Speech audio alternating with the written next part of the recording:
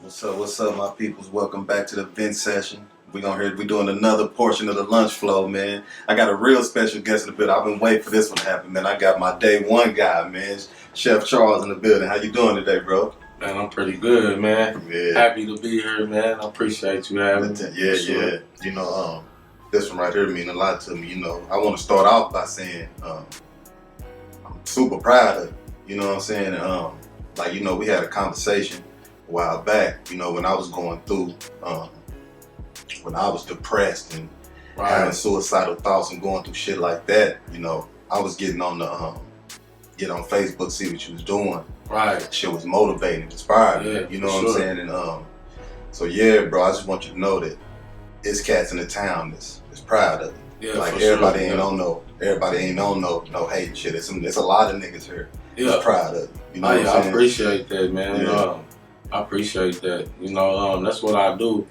I try to do is inspire others, man, because I go through my own personal issues, and there's other people that I look up to that you know, inspire me. Certain things that you may post might give me a certain type of energy that I need. So I know exactly what you're saying. You know what I mean? So yeah, that means a lot to me, man, for real. Yeah, man. And coming from the town, you know, we don't realize it, but sometimes we have a small way of thinking, and we think, you know, and was jumping out there and making that move like that. How did that feel? Like going from here to Texas, then be like, I'm gonna go way to. What made you do that? Man, that's a long story. I'm gonna try to shorten it up as short as possible, man. Pretty much, man, I was working a job in Glenpool. Yeah. Like we was just talking about minimum wage and all of that, like $12. But to me, that was good money, you know what I'm saying, at the time. And one day they called me to the office or whatever, and they laid me off. They actually fired me because of my background. I had been working there a whole year and a half. You know what I mean? And man, I had to figure something out. And my grandpa, a couple of family members was like, man, you should sell some plates. And I'm like, nah, you know, I love to cook, but I was like, nah, I don't know about doing that, you know. They was like, well, you should try it, you know. And I was like, all right. You know, with the support from them and a few of my friends, I even had friends that would put money in, you know what I'm saying, to make sure, you know, I was straight to do it. So it was never always me, you know. And I did a stuffed bell pepper, fried chicken, baked chicken, the corn I call sweet crack corn in a roll, man. And that was the first plate I ever sold right there on Greenwood. Yeah, for real, man. $6 too. Oof. $6. You know what I mean? So that's how I started.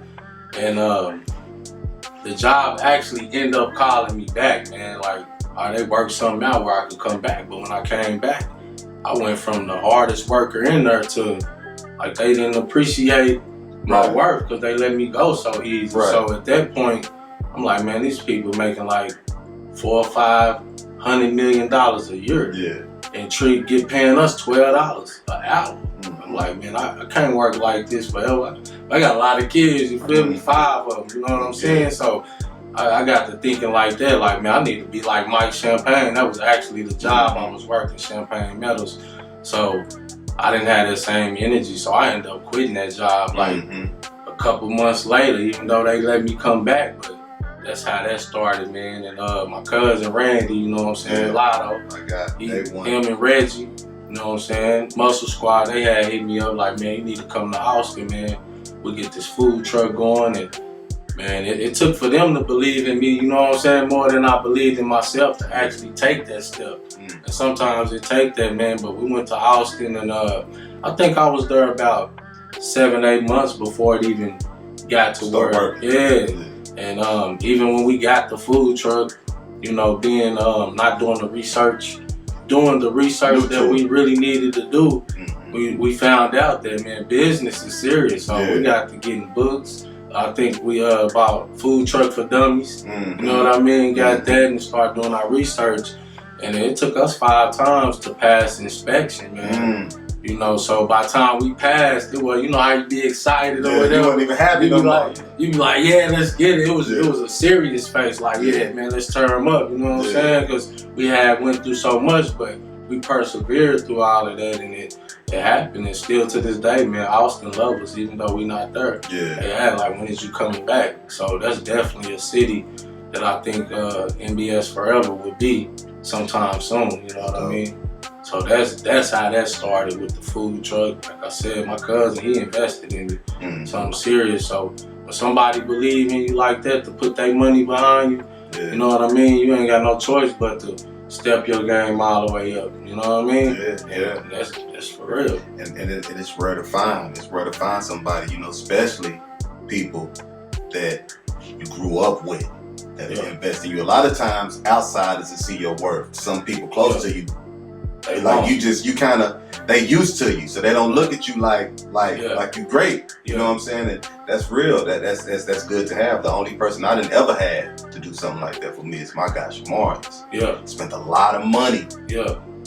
On my career and being supportive, you know what I'm saying? And so that's big to have. That's something that you'll never forget about. Like even for sure. even if you go on to be a millionaire and all that, you will never forget, man. My cousin is the one that helped me. Yeah, for sure. Yeah, because it was just more than just the business as far as a lot of stuff, man. We teach each other a lot of game when it comes to life. We've been doing that since we was kids, but you know, it's just not even the business, just life period. Being sharp. When I first moved to Austin, I had that TULSA mentality. So we'd be in the club or whatever, and you know, just that mean mug. And bro, I'd be like, hey, bro, you know, man, we not in the town, man. You know, loosen up. You looking like you got to kill. You ain't got no enemies here. You know what I mean? And I was just like, man, that's just who I was. It didn't mean no harm to nobody.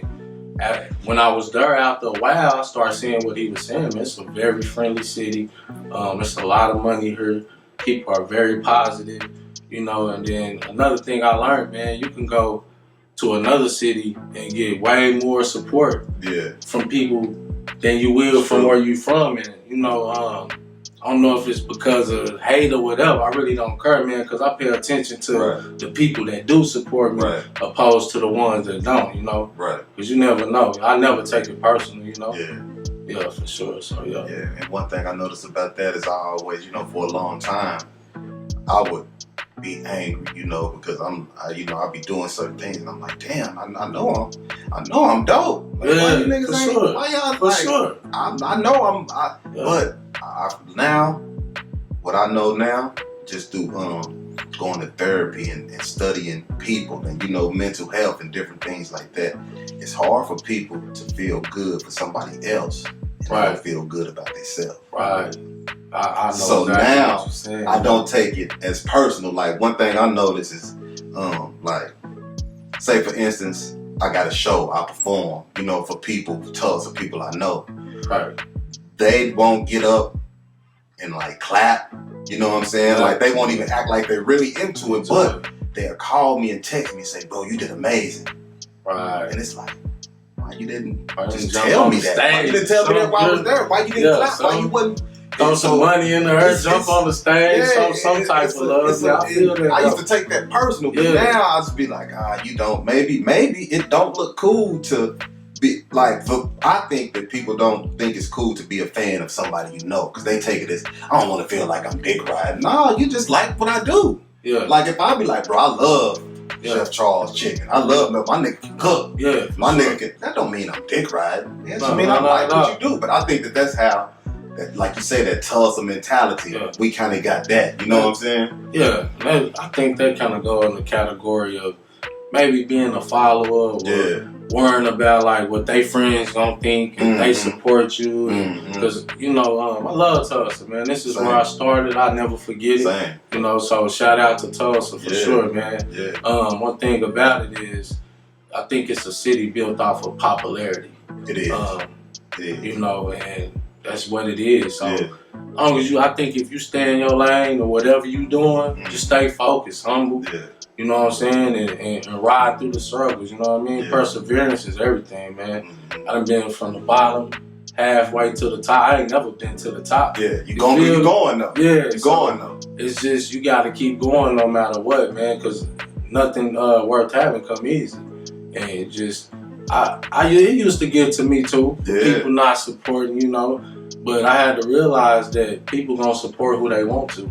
And sometimes it may be personal, but majority of the time, you know, it may not be. Right. And you just do what you do and keep going. That's it, man. Yeah. That's it.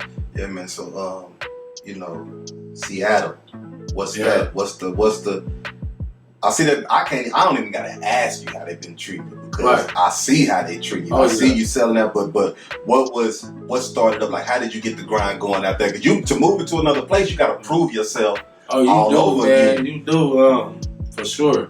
So, man, when I first moved there, man, I needed to kind of build myself back up mentally. I was going through a lot of things personally, you know what I'm saying, financially, all of that. Yeah. And man, I worked a little minimum wage job starting off, you know what I mean, little dishwashing job. Yeah. Eventually moved to like prep cook and all that stuff, but I really didn't want to do that. I was just there to get the money, make sure my child support was paid, stuff like that. And one day, I was actually looking for some good food. Right. And I saw my guy, Jeezy, call him 100, man, at the store or whatever. He looked like a guy I could probably approach. And I was like, man, what a good food at around here. And he was just like, good luck with that. You ain't gonna find nothing good around here. I'm like, what a good soul food. He's like, man, good luck. And I just happened to have a business card on me. Light bulb went off. Yeah, it did. And I wasn't even really thinking. I was really asking because I wanted to go get the food or whatever. And I gave him a card and was like, well, man, I'm a personal chef. You know, I don't have a building or a food truck here yet, but I could rent out a spot and get y'all right, man. And I said, but the first time, I'm going to just make you a sample or something to see if you like it or whatever. And I said, I got one of the best cakes in the world, is what I told him. I was like, you like lemon cake? He was like, yeah, I like it. I don't really care for it like that, but I like it. And I said, well, if you eat this lemon cake, man, it's going to be the best you ever had. Because, you know, and I went to the house or whatever, and I was making that cake. And I was thinking in my head, like, man, I just told him I also had the best food in the world. So let me I'm sitting here making him the cake. You know what I'm saying? So, and I went back to the grocery store, you know what I'm saying? Like, man, I got to put him a meal together. So, you know, of course, the budget was low because, you know, still trying to, you know, get my money right and everything like that. So, I just did something real simple. It was I think a smothered chicken. But, you know, I put certain things in it, made it real flavorful, and I called him and was like, he was expecting the cake, and I was like, hey, bro, I'm about to bring you 2 plates and some cake. Yeah. And when I pulled up on him, he like, I'm at the barbershop, pull up here. He sent me the location, I pull up, I give it to him, I'm like, yeah, that's on the house, just let me know what y'all think, man, and follow me on Instagram, you know what I'm saying, and he was like, he pulled out his money, like, nah, bro, we, you know, ain't nothing in this world free, man. So he paid me $20 a piece. Love. For, you know what I'm saying? For both of those plates. Without even knowing what it was gonna taste like. You know what I mean? And so after that, he shared the food on his Instagram story, man. And when I went out there, I had like, I wanna say like 400 followers. And once he put that on his story, they kinda like went crazy, bro. They made me get back out there and get out my comfort zone and get back in the kitchen. Because at this point, I was in the kitchen, but not like I needed to be. So I went, like I said, I went from 400 followers up to like, I think it started, 1,000? And that was like in 2 or 3 days. I'm like, what, you know? And then now I'm at like 5,000. And most of those people is from Northwest people. You know what I'm saying? So that's, shout out to my dude Jeezy, man. That's big. You know what I'm saying? Because he and my other guy, Q, Malik. Yeah, so they put it on their story, and that's how it started, man. So that's how that Seattle stuff started, for sure. And the barbershop is like the perfect place. Yeah. Like, that's the perfect place. Like, I would say to sell food, but damn near everything. Niggas always come up to the shop. People are always there. Even if they not getting their hair done, they just there. And you know, barbers and beauticians, they can't leave. You know what I mean? They there all day. So they want somebody that can pull up, be consistent. You know what I mean? So yeah, that worked out pretty good. Man.